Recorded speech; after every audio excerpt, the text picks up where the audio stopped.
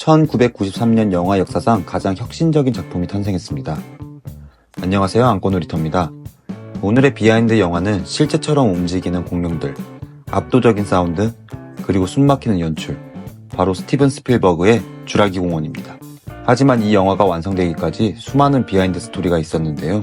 오늘은 우리가 몰랐던 주라기 공원의 숨겨진 이야기들을 파헤쳐 보겠습니다. 자, 시작합니다.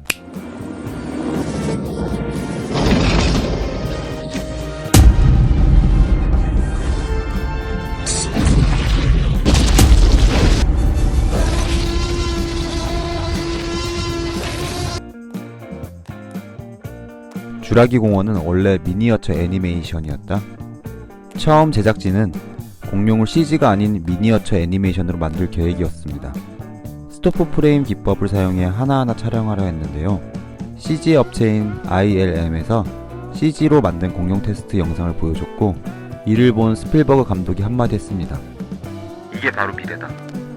그렇게 주라기 공원은 최초로 본격적인 CG 공룡을 도입한 영화가 되었고, 여기에 실물 크기 애니메트로닉스를 조합해 더욱 사실적인 장면을 만들어냈죠.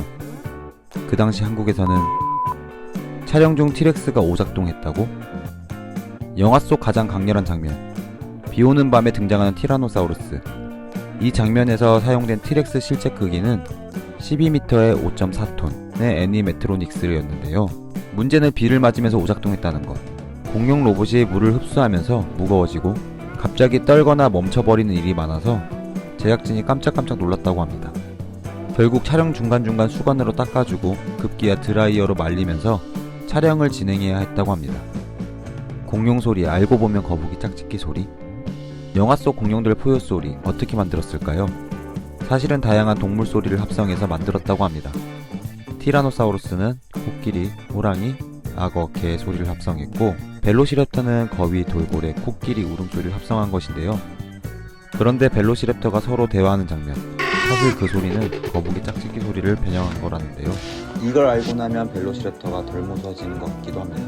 영화 속 벨로시랩터, 실제 크기의 3배였다? 영화 속 벨로시랩터는 2m가 넘는 공포의 포식자로 등장했지만, 사실 실제 벨로시랩터는 칠면조 크기 약 0.5m에서 0.7m 밖에 안 됩니다. 하지만 제작진은 더 무시무시한 공룡을 원했고, 결국 크기를 3배 이상 키운 설정으로 만들어졌죠. 그런데 놀랍게도 영화가 개봉된 후 실제 벨로시랩터 크기와 비슷한 유타랍토르라는 공룡이 발견되면서 우리 설정이 맞았네 라고 제작진들이 농담 섞인 말을 했다고 하네요. 컵 속 물결 장면은 기타줄로 만들었다. 영화에서 가장 긴장감 넘치는 장면 중 하나, 티라노사우루스가 다가올 때 컵 속 물이 흔들리는 장면. 사실 이 효과를 만들기 위해 컵 아래 기타줄을 설치하고 진동을 주는 방식을 사용했다고 합니다. 이 아이디어는 우연히 나왔는데요. 스필버그 감독이 차 안에서 음악을 들을 때 저음이 울리면서 컵 속 물이 흔들리는 모습을 보고 착안했다고 하네요. 원작과 영화의 결말 차이. 원작 소설에는 공룡들이 섬을 탈출해 인간 세상을 위협하는 결말이었지만, 영화에서는 헬리콥터를 타고 무사히 탈출하는 장면으로 변경되었는데요. 이건 속편을 염두에 두고 바꾼 설정인데, 실제로 후속작 잃어버린 세계에서 도심으로 나온 공룡들의 이야기가 이어지고 있죠. 원래 없던 명장면, 급하게 추가되다? 영화의 마지막, 티라노사우루스가 벨로시랩터를 처치하고 주라기 공원의 로고 아래서 포효하는 장면. 이 장면은 원래 각본에 없었습니다. 스필버그 감독이 티렉스를 좀 더 강조해야겠다며 촬영 끝나기 직전에 급하게 추가되었는데, 결과적으로 주라기 공원의 가장 상징적인 명장면이 되었죠. 주라기 공원 촬영 루머. 티라노사우루스가 탈출해 아이들이 타고 있는 투어카를 습격할 때 자동차의 천장 유리를 부수는 장면은 기계 오작동으로 발생한 사고라는 이야기가 퍼지고 있었지만, 이는 사실이 아닙니다. 해당 시퀀스는 스크린보드로도 존재하는 사전에 의도된 연출이었다고 합니다. 초반의 주라기 공원에 대한 암시 내용. 처음 헬기를 타고 이슬라 누블라 섬으로 향하는 장면에서 그랜트 박사는 안전벨트가 모두 버클 형태로 되어 있는 불량석에 착석해 안전벨트를 착용하지 못했습니다. 그래서 그랜트 박사는 두 버클을 묶음으로써 착용에 성공하는데, 이는 성변이가 일어나게 되는 주라기 공원에 대한 복선입니다. 클립 형태가 수컷, 버클 형태가 암컷임을 상징하며, 암컷만이 존재하는 통제된 환경에서도 생명은 번식의 성공의 길을 찾아낸다는 함축적인 의미가 담겨져 있습니다. 주라기 공원의 오게티. 도날드 제나로가 앉아있는 화장실 휴지 케이스 각도는 장면에 따라 수평에서 수직으로 바뀌어져 있고, 주방문을 연 벨로시랩터를 자세히 보면 뒤에서 제작진 손이 나온 걸 볼 수 있습니다. 또 하나는 티라노사우루스가 벨로시랩터를 낚아채는 장면에서 CG 누락이 일어나 갑자기 랩터가 딱 한 프레임에서 사라지는 오류가 발생합니다. 딜로포사우루스 목도리 펼치는 장면은 딜로포사우루스가 목도리를 펼치는 장면을 자세히 보면 목도리 양 옆으로 제작진들이 실을 잡아당겨 확장시키는 것을 볼 수 있습니다. 영화 내용 일부 편집.